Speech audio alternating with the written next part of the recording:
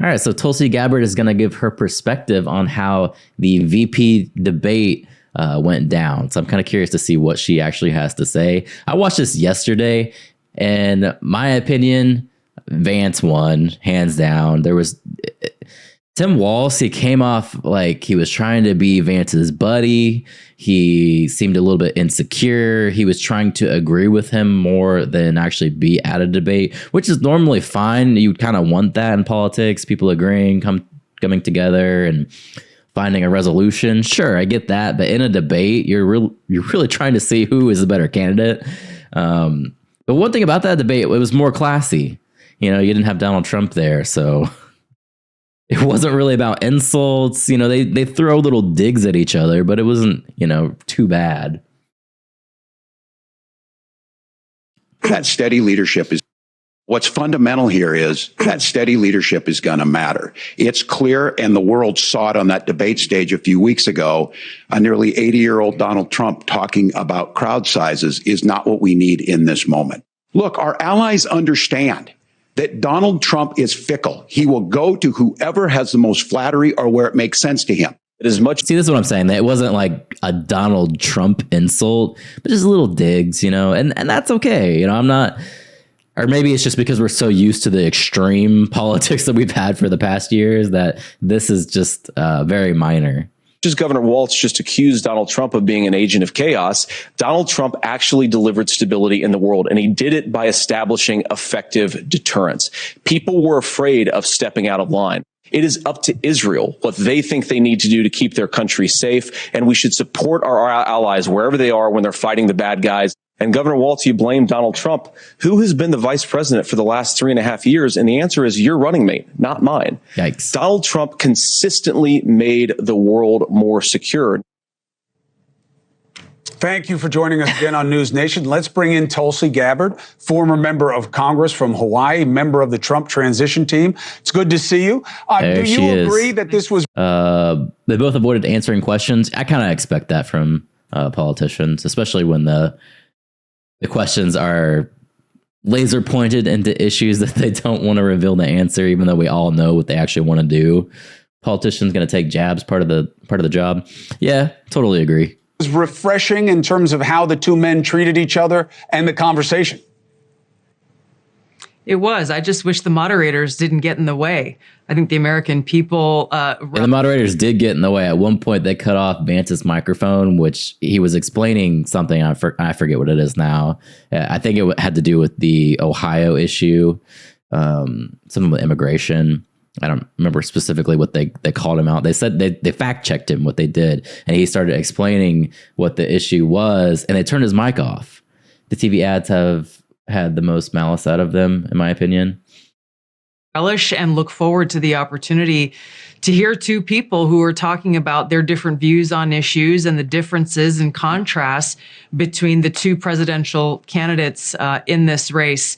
I want to point to the clips that you just played, because that captured one of the moments that stood out to me, that Tim Walz was talking about how now is a time where we need Kamala Harris's steady hand of leadership. And especially with what we're seeing happening in the Middle East today, he threw out a lot of words that tried to distract away from Kamala Harris's record. As Iran is firing missiles into Israel and all hell is going on right now, Israel's trying to decide how they're going to retaliate. They've already said they are going to retaliate. MSNBC called it mansplaining. What specifically did they call mansplaining? Oh, his response when they cut off his mic was mansplaining? How does that make sense? It's a debate. That makes no sense at all. Jesus, that's terrible. Joe Biden's policy on Iran was one word: don't. That was it. Clearly, Iran did not take that seriously. And why would they, when Kamala Harris and Joe Biden opened the floodgates to make Iran have access to over $100 billion of funding that they didn't have access to under President Trump, which enabled them to fund Islamist terrorist groups like Hamas, Hezbollah, and the Houthis, allowed them to gain hypersonic ballistic missile capability for the first time ever, just earlier in 2023. Yeah. And experts are saying now that Iran is likely to gain nuclear weapons capabilities, potentially even before the next president takes office. JD Vance did a great job in contrasting that with making the very clear points about what President Trump's foreign policy resulted in. No new wars, de-escalated tensions, and he did the work that a president is supposed to do in engaging in direct diplomacy in order to accomplish that. Hey, Tulsi, I'm going to open it up to the floor in a second, but do me a favor while I have you. Aside from the debate, we have not seen the escalation, and frankly, I didn't even see it coming, with Iran firing 200 ballistic missiles, not the kinds of things we're used to. How did you not see that coming? Tensions are definitely on the rise there. You just saw Israel planning explosive devices into cell phones and pagers, all of this craziness going on over there. It's chaos. There's chaos going on. Seeing from Hezbollah or even Hamas. What do you think the decision chain is for the United States in terms of what you see happening next and what America is going to have to decide is okay or not okay? Well, I have great concerns about what the decision chain is under Kamala Harris and Joe Biden. I can't even answer that question for you. And today was a very good case in point of that. As Iran was launching these hundreds of ballistic missiles directly into Israel from Iran, at that very same time, simultaneously, Secretary of Defense Lloyd Austin was calling for them to not launch those missiles, as though he wasn't even aware that that launch had already taken place. So this is one of the many reasons I have grave concerns that even in these coming months heading into this election about our own national security and the fact that Kamala Harris and Joe Biden have us embroiled in multiple wars in different regions of the world, and closer to World War III and the brink of nuclear war than we ever have been before. And they've already said that they're going to defend Israel. What that means, we don't know, because they won't tell us. They will not answer that question. They were asked in the White House press briefing what they thought was an appropriate response to Iran attacking them. And again, they would not comment. The only thing that they will say is that Israel has the right to defend itself, which leaves a lot of questions unanswered. Tulsi Gabbard, this is Elizabeth Vargas here. I wanted to get your reaction to something that Donald Trump said today. He repeated that he thought we should blow Iran to smithereens. Do you agree with that kind of rhetoric and policy? Is that the best way to go at a time when we are on the brink, teetering on the brink of an explosive regional war in the Mideast? I didn't see President Trump's statement today on that, so I can't comment on it, but I can comment on what I've heard personally from him, as well as what I've heard him repeat over and over again in every single campaign rally and event that he has, which is his commitment towards peace, to bring about an end to the wars that have sprung up, with the tensions that have escalated under Kamala Harris and Joe Biden. And again, I point back to his record as president 4 years ago. Look at the consequences, look at the results. His actions speak for themselves as to what kind of presidency he will have once again, should voters send him back to the White House. Right. And also, it wasn't just Trump. Senate Majority Leader Mitch McConnell said it's, quote, not enough to simply intercept missiles and drones. It's time for the world's leading architects of terror and their proxies to face severe consequences. A lot of voices tonight speaking out in very strong terms about strong action that needs to now be taken against Iran. Well, there has to be a deliberate thought process and analysis that goes forward. Anyone who is jumping to conclusions to launch any war in any direction should pause and understand what the cost and consequences of that will be. There's no shit. No question about the fact that we need strong leadership at this time. Israel is under attack, and they have been under attack for quite some time. Israel is responding to this. The United States supports Israel, and I believe that negotiations and dialogue should go forward in order to see how we can prevent a World War III or an increasingly escalated regional war breaking out. And just super quick, do you think JD Vance did the job he was sent to do tonight on that debate stage? Do you think he won over any undecided or wavering voters? No. If people were going to vote for Kamala, I don't think anyone's opinion was changed. He won. He definitely looked better than Tim Walz, without a doubt. He won that one. And honestly, it comes down to the politics of it, like what people actually are voting for. They already knew who they were voting for. This didn't change anything. Yeah, I think he did. I think that the stakes that are placed on all these debates are often placed on them by people in the mainstream media, that whoever has the quote unquote best performance of the night is somehow therefore more qualified to serve in office. I don't buy that context. What I saw and what I focus on is that JD Vance did a great job of delineating the contrast between President Trump's record and his policies and Kamala Harris's failed record and her policies. But this isn't something that he just did as a performance on the debate stage. This is something I've seen him do in the over 100 interviews that he's done with journalists. Some friendly, most adversarial. He does it in his campaign speeches. And you contrast that with Tim Walz, who, other than his kind of puff piece interview that he did with Kamala Harris and CNN, he's done virtually no interviews, answered no serious questions from journalists, and has not held Kamala Harris's. He said he was friends with school shooters. He's so bad, man. He's really I don't know why they chose him. He's just terrible. He's like a little puppy dog that follows Kamala around. It's just so bad. His record to account. And she has 4 years of a record that they're trying to run away from. All right. Tulsi Gabbard. Yeah, he called himself a knucklehead. And he insulted himself several times in that debate. It was just weird. The whole thing was weird. He was trying to appease JD Vance almost, even though he was debating him. I don't know. I don't get it. And I could tell he had a lot of anxiety, and I don't blame him.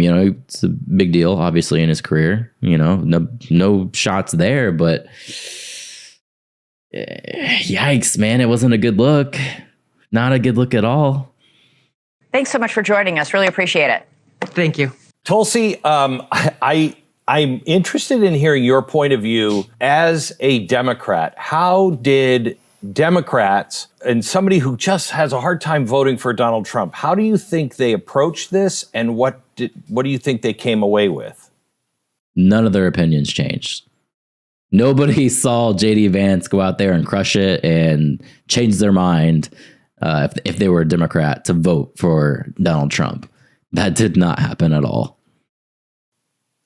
I think that anyone who watched with an open mind, sincerely interested in listening to what both JD Vance and Tim Walz had to say, probably came away with a very different and positive impression of JD Vance, as well as the policies that he and President Trump are putting forward, perhaps than they had before, because a lot of people are getting their information from the mainstream propaganda media outlets who are very, very clearly in the pocket of the Kamala Harris, Tim Walz campaign, just as we saw with these moderators here tonight. I think JD did a fantastic job in talking about these issues in a way that I could relate to, that were very real and really reflect the fact that both he and President Trump are listening to the American people.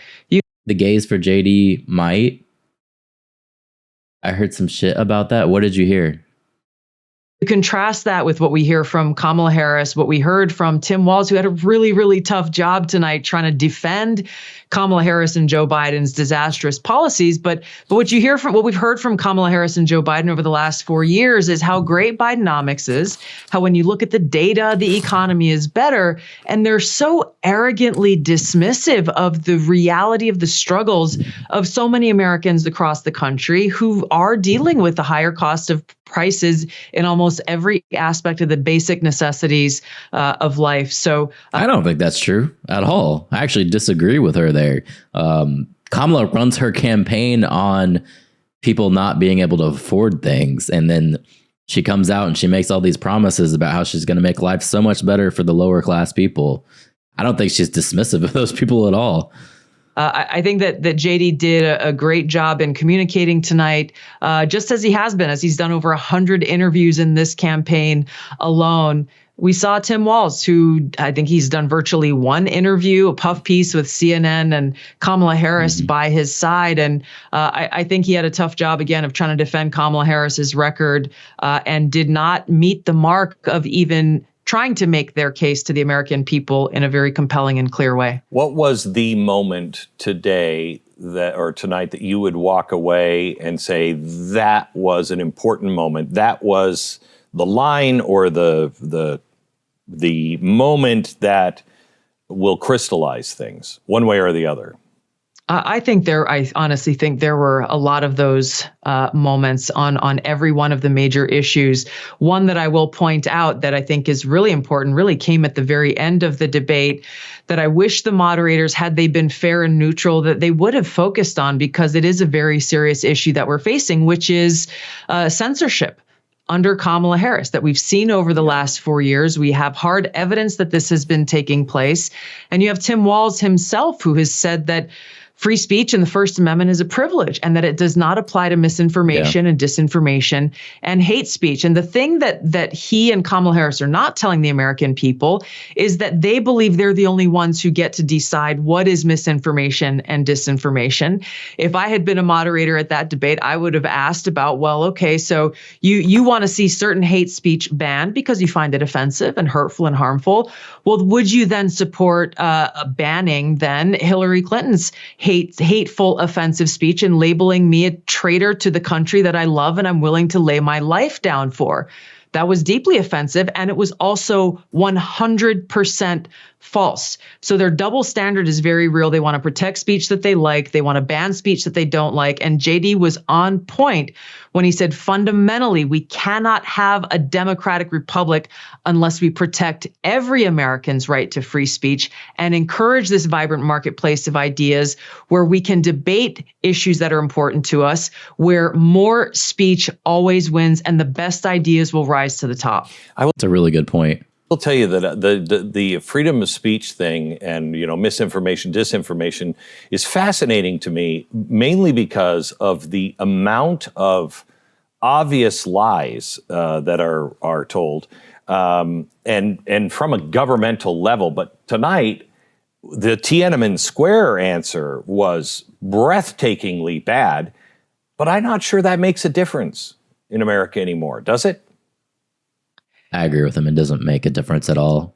Nobody changed their votes. I don't know. I think that Tim Walz and his team will sell it as, well, he stumbled or this or that, or he misspoke, which is what he's trying to say. He's a knucklehead. But which to me is just disingenuous. If you make a mistake, own it. Take responsibility for it. I think that's what we all want from our leaders. When you screw up, take ownership, be accountable, and talk about how you will be better. The fact that this free speech issue is not being taken seriously. Sorry, I'm going to keep harping on this because of what's happened just this week.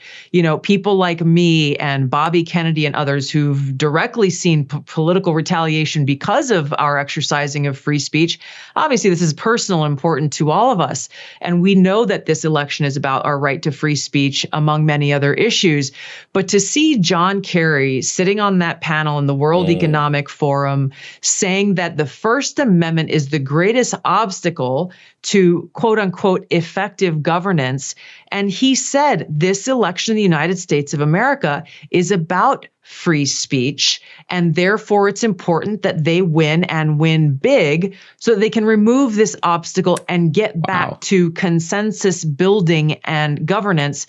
Free speech is getting in the way of that. So even John Kerry is saying this election is about free speech.